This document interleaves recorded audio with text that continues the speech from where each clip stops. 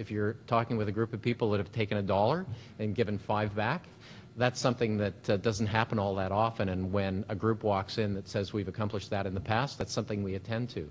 So I think that's probably the most significant aspect of a team. It's how have they performed in the past in entrepreneurial situations that might be relevant to the situation at hand.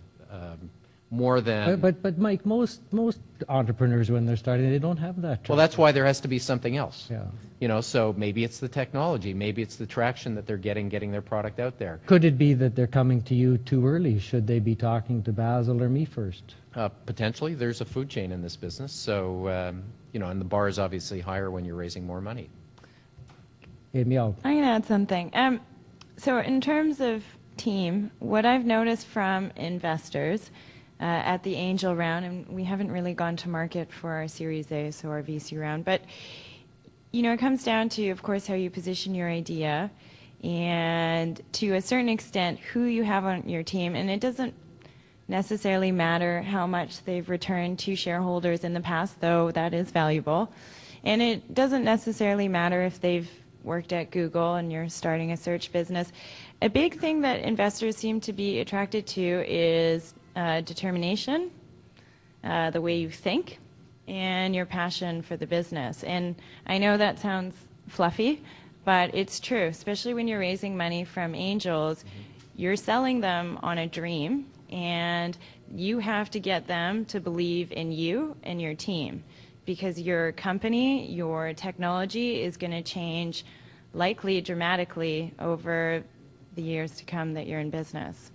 You know, I think that's a very valid point. When I look around the room here, I see people that have been involved in some very successful winning companies in British Columbia, companies like ALI, Creo, and others. And, you know, when I looked at those companies in their very, very early days, their technology, their business plan is not what ultimately made them successful. They changed their product. My favorite story, of course, is RIM, and with which I had an involvement back in the 80s in Ontario. And, you know, they went through all kinds of different products before they eventually got into the popular BlackBerry. So I think Amielle's bang on, and I think maybe the lesson here is that if you work with, say, people that know your business, then like Amielle did, she brought in that talent through advisors and others that can make those connections. So she works in that venue for a little while, and then at a certain stage is ready to come and talk to you for the big bucks, like the Series A that she referred to. Does that make sense? Basil? Is that what you're seeing? You know, I'm not sure it's as complicated as Mike and Amielle just suggested. You know, I haven't just been an angel investor. I was also a traditional venture capital investor for almost 5 years. And I've sat through well over 1,000 presentations where entrepreneurs have pitched investors.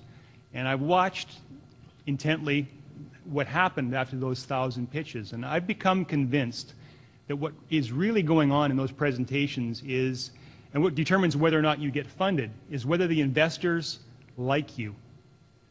I think it's really as simple as that. That's like a job interview, right? In the first 5 minutes, your mind's made up. Absolutely, and it's a very basic human connection. And if you can find a way in that 10-minute pitch or that 30-minute boardroom presentation to get that connection, to get those investors to like you, that's what determines primarily whether they're going to invest. We're not smart enough to evaluate technologies based on a half-an-hour presentation. Maybe if you've got 5 years of financial history, we can analyze the financial statements. But really, what's happening is it's about whether the investors like you. That may not be very helpful because I don't know how to answer the next part, which is, well, how do you make that happen? But I am sure that's what's happening. Or are you saying that if someone bombs out and doesn't raise a nickel, that nobody likes them? No. Anywhere? No, I mean, we've got 7 billion people on this planet. Surely someone with at least a few bucks would like them. Yeah, no, that's absolutely the case, Mike. Friends and family always like you, so... Yeah, but I've seen some particularly average or poor business ideas be very well funded because the entrepreneurs were likable. Question? Young lady over there.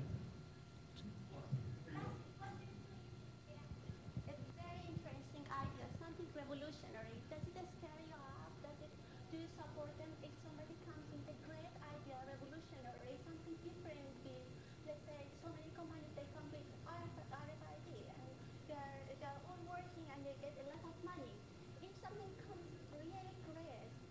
So you're saying if somebody has a really if an entrepreneur has a really crazy off the wall idea, Yes, exactly. do we get excited about it? Yeah, the demo is there. I think it's working. My voice is okay.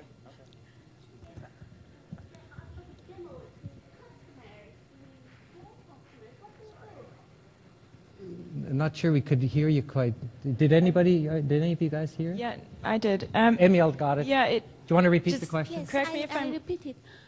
Yes, if somebody comes with a great idea, something different, revolutionary, what do you do? Does it scare you?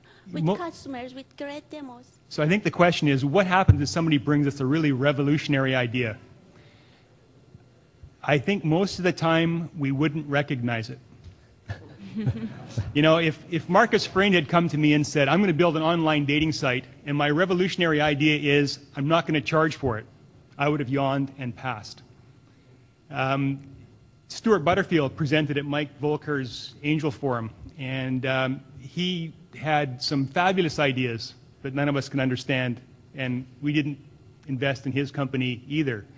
And if the guys in Kelowna had come to us 3 years ago and said they were going to build a website for 6 to 14-year-olds, I would have passed on that as well. So the truth is that, you know, as smart as we investors like to think that we are, we're not really any better at picking the revolutionary idea than the entrepreneurs are. If investors could do that, they would be entrepreneurs. But we do see some really crazy ideas, and we love them. Like, I mean, you know, 5 years ago, a bunch of us threw $500,000 into a little company in Burnaby called General Fusion that is trying to revolutionize energy production through fusion energy. And that company just this summer raised $20 million, $10 million from VCs and $10 million from STDC. So, you know, that was a crazy idea. It still is, but we love it. Question here. And if you don't make money, at least you can have fun and a good time. Question here. I have a question here. Is it make the investment or for the entrepreneurs it's easier to set up the investment as a pool in BC, like and the other side also we can pick up the 100 candidate companies to looking for this kind of pool? Is it the easy way, or either the bridge over there we can just make the looking for investment it's easier? Did we get that? No. Okay, the two sides, right? Actually, the investor also is looking for the company, right? Company are looking for the investment.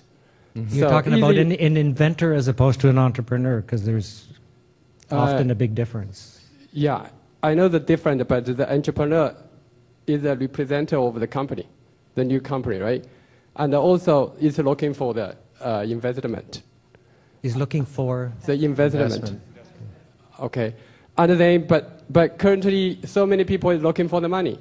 It's actually there is no obviously way is a bridge or channel over there we can go through. We just like the lady said that you're looking for something and call every day just like a call. You know, I think I understand your question, which is a common one that entrepreneurs have, which is how to get started.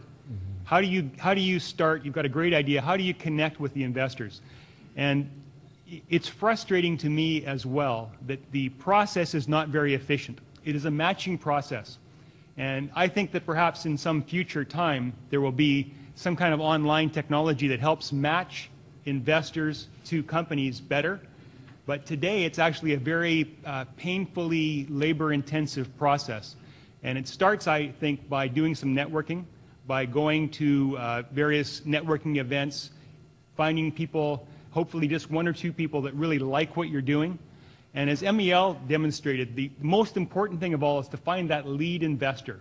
Find that first person who believes in what you're doing, who also understands the investors. And there's a very famous venture capital blogger in New York called Fred Wilson.